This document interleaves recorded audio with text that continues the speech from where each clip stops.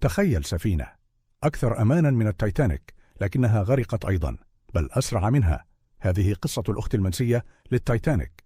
بعد كارثة RMS تايتانيك، قررت شركة وايت ستار لاين بناء سفينة جديدة أكثر أمانا اسمها بريتانيك. كانت أكبر قليلا من التايتانيك. أضافوا لها جدرانا مانعة للماء، عددا هائلا من قوارب النجاة، أنظمة أمان أفضل، وكان من المفترض أن تكون أكثر سفينة أمانا في العالم. لكن قبل أن تبدأ أول رحلة لها، اندلعت الحرب العالمية الأولى، فتم تحويلها إلى سفينة مستشفى لنقل الجنود الجرحى. في صباح 21 من نوفمبر عام 1916 انفجر لغم بحري تحت السفينة. بدأت المياه تغمرها بسرعة، وخلال 55 دقيقة فقط غرقت السفينة العملاقة. اليوم يقع حطامها في قاع البحر قرب جزيرة كيا في اليونان، والغريب أنها كانت السفينة التي صممت حتى لا تغرق.